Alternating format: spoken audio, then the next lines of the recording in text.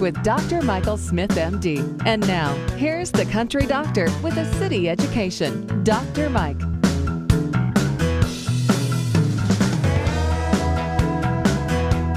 All right, so welcome back. In case you really listen to everything I say, this is not about pain and happiness. That's coming up in the next segment. I have Dr. Tony O'Donnell. He is author of about 12 books, including Greens Are Good For You and Miracle Superfoods That Heal. He says green and red foods are essential for getting healthy. Dr. Tony, welcome to Healthy Talk. Thank you so much, Dr. Mike. It's an honor to be with you on the broadcast. No, it's great to have you on. You've written so many books that really impresses me because I've only been able to get one, and it about killed me. So I don't know how you've done 12. Well, I have to go to Ireland, to get my voice back. You see, and that's why I spend time over in Ireland, where I'm from. So I get to spend some quality time with family, and also get to write some books because you definitely need the time away to get the information, to get the research. Yeah, that's impressive. So hopefully I can be just like you when I get a little older. Hey, Absolutely. So let's go to the green and red superfood. Let's first identify for the listeners, what do you mean by green and red superfoods? Are these things I can buy in my neighborhood grocery store, or are we talking about something more fancy here? You can get some of them in your local produce section, provided, of course, they're organic. But these are some exotic red and green superfoods that we find from organic sources from around the world. The scientists tell us, Dr. Mike, that color is crucial in the fight against degenerative disease. In fact, some of the scientists and researchers at Tufts University in Boston have said when we add red and green superfoods to our body, we reduce the risk of degenerative disease, meaning cancer, significantly. And as you know, the United States Department of Agriculture tells us we should be consuming 13 servings of fresh fruits and vegetables every day, but over 86% of the U.S. population and in North America don't consume any. So what are these superfoods? We're talking about goji berries, mangosteen, acai, blueberries, strawberries, blackberries, all of these colors, which we can find some of them, but not all of them. Right. They seem to have tremendous antioxidant protection at reducing free radical damage as we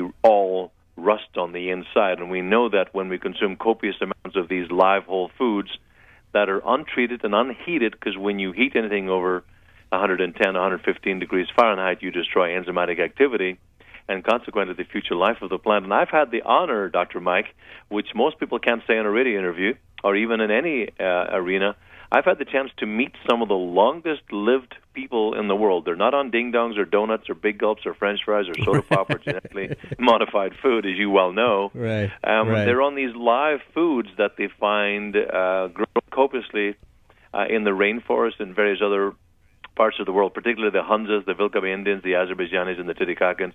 So I modeled my superfoods after what these remarkable long-lived people are eating for longevity and to help people understand what quality living is all about. And that's why I created Radiant Greens and Pomegranate Plus. So are you a fresh food, or maybe I should say a raw food proponent? Is that do you eat mostly raw foods? But 95 to 97% of my diet is raw, and I grew up in my native Ireland, as you know, with bacon, eggs, sausages, fried bread, and while it tasted come on, tell me, Dr. unbelievable- Tony, you have to miss that stuff a little bit, just a little bit. Yeah, exactly. But I was always sick. I was a sickly child. I was always at the doctor. I was frustrated. I was a great athlete. And I became great because someone told me I was great, and I believed them, and studied martial arts for many years and heavily involved in sports, still heavily involved in sports. But I was a sickly child. I was always at the doctor, and I thought there has to be a better way. And then someone introduced me to green and red superfoods. My father and my family were heavily involved in farming, so I grew up on the land. We had plenty of food, but we weren't always healthy, and I knew there had to be a better way, and I thought, I don't like being sick. I don't like being weak. I don't like not playing sports with the rest of the kids.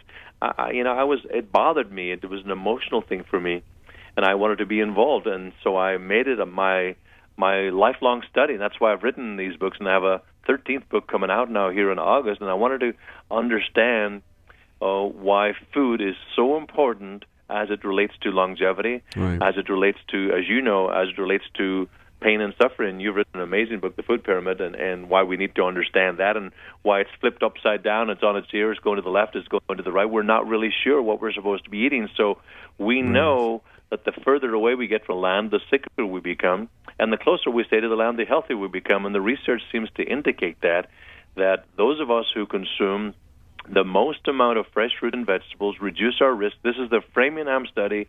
Now I'm quoting out of Massachusetts. Those who consume the most amount of red and green superfoods reduce the risk of degenerative disease, meaning cancer, by a whopping 66%. Quite remarkable, isn't it? You know, it is amazing, and it's pretty simple at the same time. I want to ask you something about these green and red foods, though. So we know they have a lot of antioxidants. I think people get that, but there's something else that you write about and you talk about is the detox properties of some of these foods. What do you mean by that? Well, I wrote a book called Miracle Detox Secrets and pH balancing, and so we know that we take in the wrong types of food, too much saturated fat, too much trans fats.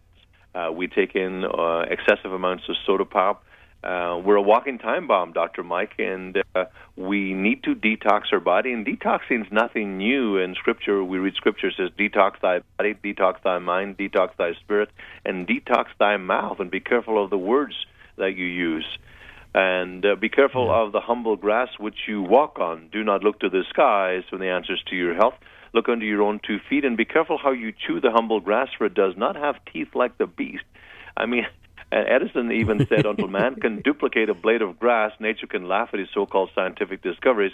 We walk around with 40 to 50 pounds of excess waste matter in our colon.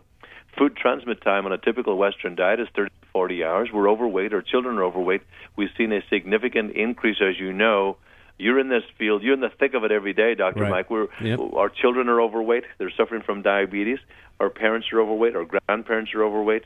This is the first generation where our children will die for their parents, which is very sad. So we're eating That's all sad, isn't it? Yeah. It's really sad. There's more fiber in the box than there is in the food, and which is really sad. And Wait a second. I like that, Dr. Tony. Hold on. I want to use that. Can I use that in some of my lectures? There's more fiber in the box than in the food. Yeah, and it's you need true, to see that. though. It is true. I mean, I have friends of mine that save hamburgers and French fries and leave them sitting out, and they just sit there and sit there and sit there. And this food it's heated in ovens with tremendous amount of heat, and then of course they cultivate it and fry it in saturated fat, and they expect you to eat it, causing a cascade of problems. So that's one of the reasons why we have pollution. We have the ding-dongs, the donuts, the big gulps, the saturated fat, the trans fats. We don't exercise. We consume the wrong types of food.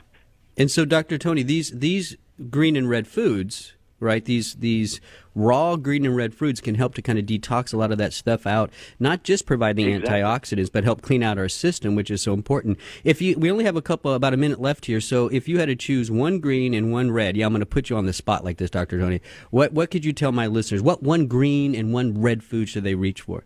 Well, definitely spirulina, because it's the richest source of protein in the world. Beef is only 22% in comparison. And, of course, red foods, I go for goji berries because it's able to withstand exceedingly harsh temperatures and very warm temperatures. So that's something that's really good to give the body that added protection. You can find all of those, of course, on my website, radiantgreens.com, and you'll find all my products, books, tapes, DVDs, and CDs on there. Yeah, all 12 books, easy to read, a lot of good information. Dr. Tony, you're doing such a great job. Seriously, you're one of the leaders in this industry, in my opinion, and it was just an honor to have you on. Again, the website is radiantgreens.com. Dr. Tony, please come on again. This is Healthy Talk on Radio MD. I'm Dr. Mike. Stay well.